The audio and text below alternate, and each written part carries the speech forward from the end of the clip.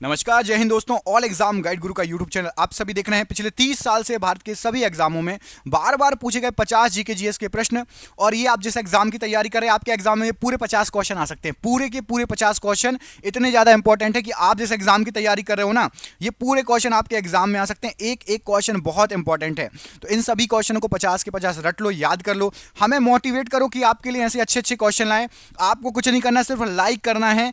Like करिए। इन 50 क्वेश्चनों के लिए हम आपके लिए ऐसी झड़ी लगा देंगे, अच्छे अच्छे क्वेश्चन छांट के लाएंगे। तो प्लीज लाइक कर देना। करते हैं इस वीडियो को स्टार्ट। क्वेश्चन देखिए, भारत के निम्नलिखित पड़ोसी देशों में से किसका जनसंख्या घनत्व सबसे अधिक है? हमारे जो पड़ोसी देश हैं, चीन, बांग्लादेश, श्रीलंका, पाकिस्तान, सबसे अधिक जनसंख्या घनत्व मतलब कम जगह में ज्यादा लोग रहते हैं, तो वो आपका देश है, हमारा पड़ोसी देश है बांग्लादेश, जहां पर जनसंख्या घनत्व सबसे अधिक है, बहुत कम जगह में ज्यादा लोग रहते हैं। भारत का पूर्वीय तटीय मैदान कहां पर स्थित है? पूर्वीय तटीय मैदान, ठीक है, पूरब की तरफ, जो कि आपका कौन सा एरिया है? तो एरिया आपका कहलाता है तमिलनाडु, उसके ऊपर आपका आंध्र प्रदेश, उड़ीसा और पश्चिम बंगाल। तो ये जो एरिया है ये आपका कहलाएगा पूर्वी घाट और बंगाल की खाड़ी के बीच। पूर्वी घाट से लेकर बंगाल की खाड़ी के बीच पूर्वी तटीय मैदान स्थित है। ऑप्शन नंबर डी यहां पर राइट आंसर है। भारत की जनगणना हमें किसके बारे में जानकारी देती है? तो हमारे देश की जो जनगणना होती है वो हमें भारत की जनसंख्या के बारे में बताती है। आखिरी जनगणना कब हुई थी?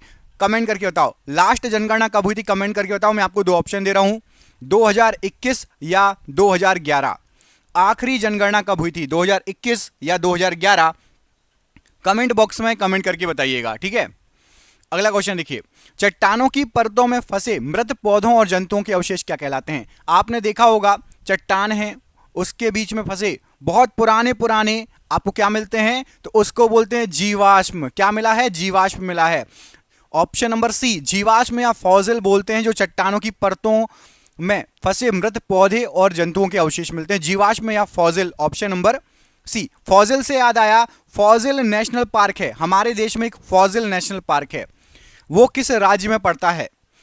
जिस जिसको पता है कमेंट करो। मैं आपको दो ऑप्शन दे देता हूं कि आप कंफ्यूज ना हो, महाराष्ट्र या Madhya Pradesh. Fossil national park कहां पर पड़ता है, महाराष्ट्र या मध्य प्रदेश? कमेंट करके बताना, ठीक है। पृथ्वी की सतह पर चट्टानों के टूटने को क्या कहा जाता है? तो सतह पर जो चट्टानें टूट के भुरभुरी हो जाती हैं उसको कहा जाता है आपका अपक्षय होना। क्या कहा जाता है? अपक्षय। ऑप्शन नंबर यहां पर सी, अपक्षय राइट आंसर है। 2011 की जनगणना के अनुसार निम्नलिखित में से भारत का सबसे साक्षर राज्य कौन सा था? तो सबसे पढ़ा लिखा राज्य आया था Kerala. Option number C, Kerala right answer है। भारत उत्तर पश्चिम में किसके साथ अपनी भूमि साझा करता है? उत्तर पश्चिम सोचो, तो उत्तर हो गया आपका ऊपर तरफ वाला एरिया, पश्चिम थोड़ा साइड आ जाओ, तो उत्तर पश्चिम में हम शेयर करते हैं भूमि अफगानिस्तान के साथ। सबसे छोटी जो है बाउंड्री लगती है हमारी अफगानिस्तान से। ऑप्शन नंबर डी यहां पर अफगानिस्तान राइट आंसर हो जाएगा। बाकी देखो भूटान, बांग्लादेश और म्यांमार ये कहां पड़ते हैं? तो ये आपके नॉर्थ ईस्ट के पास पड़ते हैं, ठीक है, या फिर ईस्ट कह लो, पूरब में या फिर पूर्वोत्तर में पड़ते हैं। कौन कौन से? भूटान, बांग्लादेश और म्यांमार। भारत में अलकनंदा नदी भागीरथी में कहां मिलती है? सबसे फेवरेट क्वेश्चन एग्जाम का, कई बार रिपीटेड क्वेश्चन, जहां पर नदियों के क्वेश्चन आते हैं। ये जितने प्रयाग हैं, देवप्रयाग, कर्णप्रयाग, रुद्रप्रयाग, सब आपको याद होना चाहिए। तो देवप्रयाग में मिलता है अलकनंदा और भागीरथी नदी, और इनके बाद ही गंगा नदी कहलाती है। जब अलकनंदा और भागीरथी नदी मिल जाती हैं तो ये गंगा नदी बन जाती हैं। सबको याद है, ठीक है। अगला क्वेश्चन, इनमें से किस प्रकार के वनों में 200 सेंटीमीटर से अधिक वर्षा होगी? तो 200 सेंटीमीटर से अधिक वर्षा साल भर में यदि आप देखोगे तो जो सदाबहार वर्षा वन पाए जाते हैं वो कहां पर? उष्ण कटिबंधीय सदाबहार वर्षा वन। ऑप्शन नंबर डी यहां पर सही आंसर हो जाएगा। क्या? उष्ण कटिबंधीय सदाबहार वर्षा वन। 2011 की जनगणना के अनुसार निम्नलिखित राज्यों में से कौन सा राज्य कम साक्षरता दर के मामले में तीसरे स्थान पर था? तो कम साक्षरता दर सबसे कम थी बिहार की, और तीसरे नंबर पर था आपका राजस्थान राज्य। ऑप्शन नंबर यहां पर भी राजस्थान राज्य राइट आंसर है प्रश्न के लिए। जनगणना के अनुसार राज्य, कौन सा राज्य भारत का सबसे कम साक्षर राज्य है? तो अभी आपको बताया बिहार पहले नंबर पर था साक्षरता के मामले में, और मतलब नीचे से सबसे कम साक्षर बिहार, सबसे अधिक साक्षर केरल। निम्नलिखित में से किसे भू आकृति प्रक्रियाओं में मंद संचालन के अंतर्गत वर्गीकृत किया गया है? तो यहां पर राइट आंसर हो जाएगा मंद विरूपण को भू आकृति प्रक्रियाओं में मंद संचलन के रूप में वर्गीकृत किया गया है। मंद विरूपण या क्रीप बोलते, क्रीप इंग्लिश में। तटीय क्षेत्रों में रात के समय हवा जमीन से समुद्र की ओर चलती है। ऐसा क्यों होता है? जो समुद्र के किनारे जगह हैं वहां पर रात में क्या होता है, हवा जमीन से समुद्र की ओर चलती है। इसका कारण क्या है? तो इसका कारण है जल जो है भूमि की तुलना में धीमी गति से ठंडा होता है। जल भूमि की तुलना में धीमी गति से ठंडा होता है, तो अपनी जमीन ठंडी रहती है और हवा किस तरफ चलती है? तो ठंड से गर्म की तरफ चलती है। इसलिए हमारे शहरों से जो तटीय मैदान पर है उससे जाके समुद्र की ओर हवा चलती है रात में। क्लियर? अगला क्वेश्चन देखो, भारत के पड़ोसी देश म्यांमार की राजधानी बताइए। तो भारत के पड़ोसी देश म्यांमार की राजधानी आपकी नेपिडो। ऑप्शन नंबर यहां पर सी, नेपिडो भारत के पड़ोसी देश म्यांमार की राजधानी है। ऑप्शन नंबर यहां पर आपका सी राइट आंसर है। अगला क्वेश्चन देखिए, पृथ्वी पर सबसे निचला ज्ञात बिंदु उसको क्या कहा जाता है जो प्रशांत महासागर में स्थित है? तो पृथ्वी पर सबसे निचला ज्ञात बिंदु जो प्रशांत महासागर में स्थित है इसको चैलेंजर डीप कहा जाता है। सबसे गहरा बिंदु है प्रशांत महासागर में स्थित अंदर, चैलेंजर डीप कहा जाता है। ऑप्शन नंबर यहां पर सी राइट आंसर हो जाएगा। मनु ने एक ऐसे समुद्र के बारे में लिखा है जो इतना खारा है कि उसमें डूबना बहुत मुश्किल है। अब समुद्र का नाम बताइए। तो भैया मनु भैया ने आपको किस समुद्र के बारे में बताया है? मृत सागर या डेड सी। डेड सी इतना खारा है कि उसमें आप डूब नहीं सकते, चाह के भी। आपको तैरना नहीं आता है तो भी आप वहां पर जाएंगे, कूदेंगे तो आप पानी के अंदर नहीं जाएंगे। ठीक है, ऑप्शन नंबर ए यहां पर डेड सी या मृत सागर राइट आंसर है। एचवीजे पाइपलाइन कहां से होकर नहीं गुजरती? तो एचवीजे पाइपलाइन जाती है आपकी गुजरात, राजस्थान, मध्य प्रदेश। कर्नाटक नहीं जाती। ऑप्शन नंबर यहां पर एक, कर्नाटक नहीं जाती, गुजरात, राजस्थान, मध्य प्रदेश जाती है। निम्नलिखित में से कौन सा भारत का एकमात्र सक्रिय ज्वालामुखी द्वीप है? तो भारत में इकलौता द्वीप है जो कि सक्रिय ज्वालामुखी द्वीप कहलाता है, वो है आपका बैरन आइलैंड या बैरन द्वीप। ऑप्शन नंबर यहां पर भी बैरन आइलैंड या बैरन द्वीप राइट आंसर है। भूटान की सीमा भारत के निम्नलिखित में से किन राज्यों से होकर जाती है, टच होती है? तो भूटान की जो सीमा है, भूटान लगा हुआ है कहां कहां से? देखो भूटान से लगा हुआ है आपका सिक्किम, जस्ट बाजू में है। जस्ट नीचे है पश्चिम बंगाल, थोड़ा सा असम टच होता है और साइड में अरुणाचल प्रदेश। भूटान से हमारे देश के कितने राज्य लगते हैं? तो 4 राज्य। ठीक है, याद रहेगा, सिक्किम, पश्चिम बंगाल, असम और Arunachal Pradesh. Option number C. एशियाई शेर निम्नलिखित में से केवल किस वन में पाए जाते हैं? तो एशियाई शेर पाए जाते हैं गिर वन में। और गिर राष्ट्रीय उद्यान और गिर वन ये किस राज्य में पड़ता है? आप लोगों को पता होगा तो आप कमेंट करके बताओ। 2 ऑप्शन दे देता हूं हमेशा की तरह कि आपको कंफ्यूजन ना हो, और तुक्का भी मार देना। चलो, गिर वन के लिए आपको 2 ऑप्शन दे रहा हूं मैं, मध्य प्रदेश और गुजरात। कमेंट करके बताओ गिर राष्ट्रीय वन कहां पर है, मध्य प्रदेश में या गुजरात में? कमेंट बॉक्स में कमेंट करके बताइएगा। अगला क्वेश्चन देखिए, निम्नलिखित में से किसे अमूमन ग्रह नहीं माना जाता है? ग्रह नहीं माना जाता है तो याद रखिएगा, यहां पर मंगल, यम, बृहस्पति और शनि दिए गए हैं, तो प्लूटो या यम को अब ग्रह नहीं माना जाता है। Option number B. अगला क्वेश्चन है कि भारत की आधी जनसंख्या केवल 5 राज्यों में रहती है। आधी से ज्यादा जनसंख्या 5 राज्यों में रहती है, उनमें से कौन सा एक है? यहां पर जो आपको राज्य दिए गए हैं, तो याद रखना पश्चिम बंगाल एक है जिसमें 5 ऐसे बड़े राज्य हैं जिसमें आधी जनसंख्या रहती है। राजस्थान, उत्तर प्रदेश हो गया, मध्य प्रदेश हो गया, पश्चिम बंगाल भी उसमें से है। भारत का सबसे बड़ा बांध हीराकुंड बांध इनमें से किस नदी पर निर्मित है? तो हीराकुंड बांध है आपका महानदी पर निर्मित। Option number D Mahanadi right answer है। सतलज और काली नदियों के बीच स्थित हिमालय के हिस्से को किस रूप में जाना जाता है? तो सतलज नदी ऊपर है, काली नदी उसके जस्ट थोड़ा बहुत नीचे है, और यहां पर जो हिमालय है उसको बोला जाता है कुमाऊं हिमालय। कौन सा? कुमाऊं हिमालय। और कुमाऊं जनजाति भी है, कुमाऊं, गढ़वाल, ये सब पहाड़ी जनजातियां हैं, तो कुमाऊं हिमालय राइट आंसर है। Option number B. पृथ्वी का सबसे बड़ा महासागर इनमें से कौन सा है? तो पृथ्वी का सबसे बड़ा महासागर है आपका प्रशांत महासागर। ऑप्शन नंबर डी प्रशांत महासागर राइट आंसर है। निम्नलिखित में से कौन महानदी की एक सहायक नदी नहीं है? महानदी की सहायक नदी नहीं है, तो देखो हसदेव, शिवनाथ और तेलन ये सभी महानदी की सहायक नदी है। इंद्रावती नदी ये आपकी महानदी की सहायक नदी नहीं है, इंद्रावती नदी यहां पर ऑप्शन नंबर आपका डी राइट आंसर है। इंद्रावती बहुत फेमस नदी है और ये गोदावरी नदी की सहायक नदी है। मैंने इसलिए बता दिया क्योंकि इसका क्वेश्चन बन सकता है कि इंद्रावती नदी किसकी सहायक नदी है, तो याद रखना गोदावरी नदी की सहायक नदी है इंद्रावती नदी। अप्रैल 2022 तक की जानकारी के अनुसार भारत में कपास का अग्रणी प्रमुख उत्पादक राज्य कौन सा था। एक सेकंड, क्वेश्चन आपको अब दिखेगा। अप्रैल 2022 तक के अनुसार उपलब्ध जानकारी के अनुसार भारत में कपास का अग्रणी प्रमुख उत्पादक राज्य कौन सा था। तो कपास का उत्पादक अप्रैल 2022 के अनुसार जो रिपोर्ट आई थी, गुजरात नंबर 1 पर था। ऑप्शन नंबर भी गुजरात नंबर 1 पर था, राइट आंसर है। पन्ना राष्ट्रीय उद्यान निम्नलिखित में से किस राज्य में पड़ता है। तो पन्ना पड़ता है आपका, पन्ना राष्ट्रीय उद्यान पड़ता है मध्य प्रदेश में, और पन्ना एकमात्र ऐसा स्थान है जहां पर हीरे पाए जाते हैं पूरे भारत में। कहां, पन्ना में, और यह भी मध्य प्रदेश में है और राष्ट्रीय उद्यान भी मध्य प्रदेश में है। एक वर्ष में प्रति 1000 व्यक्तियों पर होने वाली मौतों की संख्या को क्या कहते हैं। एक साल में 1000 व्यक्तियों पर कितनी मौतें हुई उसको क्या कहा जाता है। तो याद रखना उसको कहा जाता है मृत्यु दर। कि मृत्यु दर क्या थी, 1000 व्यक्तियों में से कितने लोग हर साल जो है मृत हो रहे हैं, तो उसको मृत्यु दर कहा जाएगा कि मृत्यु दर कितनी है। ऐसे ही जन्म दर भी पूछा जाता है, वो भी आपको बताऊंगा अभी। अप्रैल 2022 की उपलब्ध जानकारी के अनुसार भारत में किस राज्य में ग्रेफाइट का सबसे बड़ा भंडार है। तो ग्रेफाइट का सबसे बड़ा भंडार है आपका Arunachal Pradesh. Option number B यहां पर अरुणाचल प्रदेश राइट आंसर है।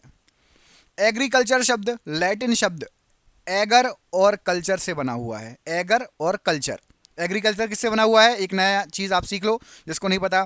तो एगर और कल्चर से बना हुआ और ये लैटिन भाषा का शब्द है। अब आपको बताना कि एगर का अर्थ क्या होता है। तो एगर का अर्थ होता है लैटिन में एगर, और हिंदी में बोलेंगे उसको मृदा।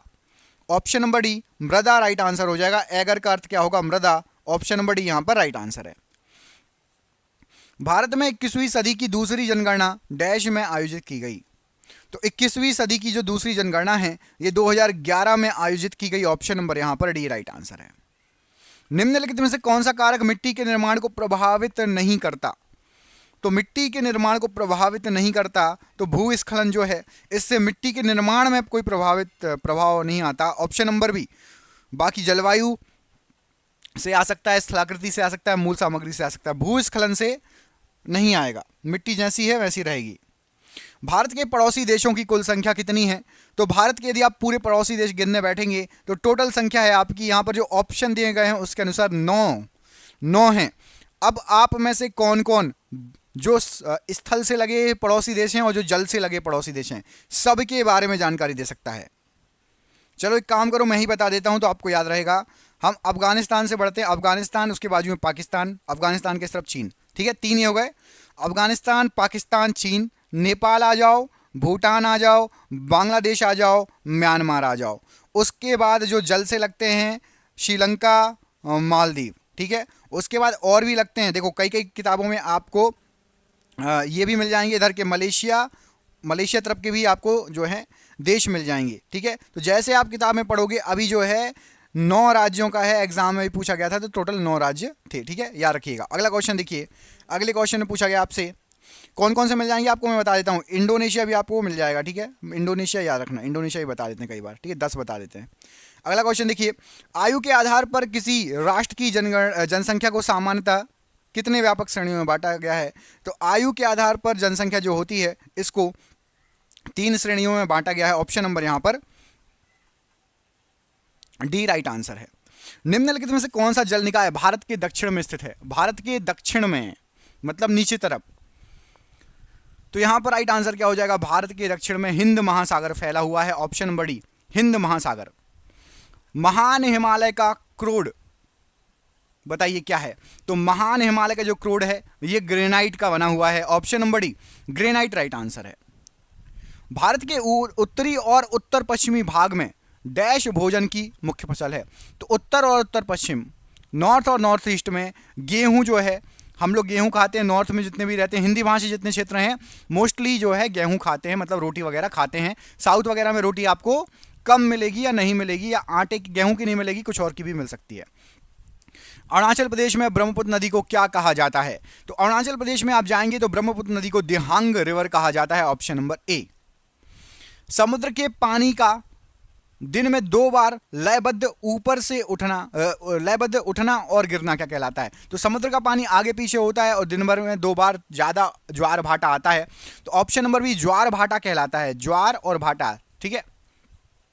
2011 की जनगणना के अनुसार निम्नलिखित भाषाओं में से उन्हें बोलने वालों की संख्या के अवरोही क्रम के अनुसार जमाएं। तो सबसे ज्यादा बोली जाती है भाषा हिंदी, उसके बाद दूसरे नंबर पर मराठी बोली जाती है और तीसरे नंबर पर मैथिली, जो यहां पर भाषाएं दी गई हैं उसके अनुसार। ठीक है। ऑप्शन नंबर यहां पर भी सही आंसर हो जाएगा, हिंदी, मराठी और मैथिली। निम्नलिखित में से किस भारतीय नदी को दक्षिण गंगा भी कहा जाता है? तो दक्षिण गंगा कहा जाता है गोदावरी नदी को। ऑप्शन नंबर यहां पर गोदावरी नदी को दक्षिण गंगा कहा जाता है। और जैसे हम गंगा को मां कहते हैं ना, गंगा मैया, साउथ वाले गोदावरी नदी को गोदावरी अम्मा कहते हैं। क्या बोलते हैं? गोदावरी अम्मा। अम्मा मतलब मां होता है। ठीक है। भारत में सड़कों को उनकी क्षमता के अनुसार कितने वर्गों में वर्गीकृत किया गया है? कितने भागों में? तो क्षमता के अनुसार 6 भागों में सड़कों को वर्गीकृत किया गया है भारत के अंदर। तमिलनाडु तट पर अधिकतम बारिश डैश में होती है। तो तमिलनाडु में अधिकतम बारिश जब हमारे यहाँ ठंड पड़ती है अक्टूबर नवंबर, उस समय होती है तमिलनाडु में अधिकतर बारिश। ऑप्शन नंबर ए यहां पर राइट आंसर हो जाएगा। लौटता हुआ मानसून तमिलनाडु में बरसाता है। बरसात चालू होती है आपकी जून जुलाई से और जब खत्म होने वाली होती है सितंबर तक, तो लौटते लौटते अक्टूबर नवंबर में तमिलनाडु में बरसात करती है। नीता अपने मित्र के समक्ष हमारे सौरमंडल के सबसे छोटे ग्रह का वर्णन कर रही थी। अब बताओ किस विषय में बात हो रही थी? तो नीता सबसे छोटे सौरमंडल के ग्रह के बारे में बात कर रही, मतलब बुध ग्रह के बारे में बात कर रही है। बुध सबसे छोटा ग्रह है और पृथ्वी से सबसे पास वाला ग्रह है। कमेंट करके बताइए बुध ग्रह के कितने उपग्रह हैं? बुध के कितने उपग्रह हैं? कमेंट करके बताइए। 0, 1, 2, 3, 4 कितने उपग्रह हैं बुध के? कमेंट बॉक्स में कमेंट करके बताइए। अगला क्वेश्चन देख लेते हैं। अगले क्वेश्चन में क्या पूछा गया है? अगले प्रश्न में आपसे पूछा गया है कि भारत का सबसे लंबा राष्ट्रीय राजमार्ग बताइए। तो भारत का सबसे लंबा राष्ट्रीय राजमार्ग है आपका NH44। ऑप्शन नंबर यहां पर ए राइट आंसर है NH44। देवप्रयाग में इनमें से किन नदियों का संगम है? देवप्रयाग की बात हो रही है। तो देवप्रयाग में आपका भागीरथी और अलकनंदा नदी का संगम है। Option number A. रूस में निम्नलिखित में से कौन सा समशीतोष्ण घास का मैदान है? रूस की बात हो रही है। तो रूस में आपका यहां पर जो ऑप्शन दिए गए हैं उसके अनुसार राइट आंसर क्या हो जाएगा? तो रूस में है आपका स्टेपीज। ऑप्शन नंबर यहां पर आपका सी स्टेपीज राइट आंसर हो जाएगा। रूस में घास का मैदान है। अप्रैल 2022 तक उपलब्ध जानकारी के अनुसार भारत का कौन सा पड़ोसी देश लद्दाख के साथ अंतर्राष्ट्रीय सीमा साझा करता है? तो लद्दाख के साथ लगती है पाकिस्तान की सीमा। याद रखना, लद्दाख के साथ पाकिस्तान की सीमा लगती है। Option number D. निम्नलिखित में से कौन सा खनिज छोटा नागपुर बेल्ट में नहीं पाया जाता? तो छोटा नागपुर बेल्ट में क्रोमाइट, कोयला, लोहेस्क है। सोना नहीं पाया जाता। ऑप्शन नंबर ए सोना नहीं पाया जाता।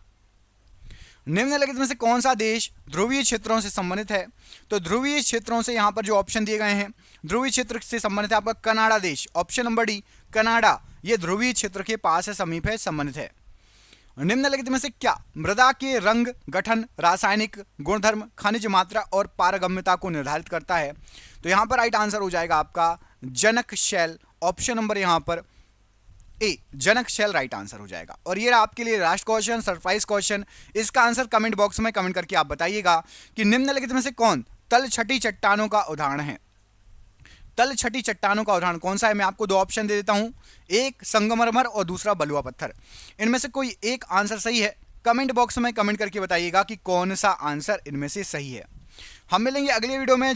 दोस्तों आपके लिए हमने पीडीएफ तैयार की है 10,000 जीके जीएस की, और ये पीडीएफ आपको व्हाट्सएप पर मिलेगी। ये एमसीक्यू आप देख ही रहे हैं कितने अच्छे हैं। पिछले 30 साल से बाद के सभी एग्जामों में बार बार पूछे गए एमसीक्यू लेकर आ गए हैं। व्हाट्सएप पर पीडीएफ मिलेगी। फोन पे, गूगल पे, पेटीएम के माध्यम से पेमेंट कर सकते हो। ये 10,000 क्वेश्चन 300 रुपए की पीडीएफ है, लेकिन अभी 99 रुपए में ऑफर चल रहा है। जिसको भी चाहिए ले सकता है। नीचे दिए गए नंबर पर व्हाट्सएप पर संपर्क कर लेना। हम मिलेंगे अगले वीडियो में। अपना ख्याल रखिए। जय हिंद, जय भारत।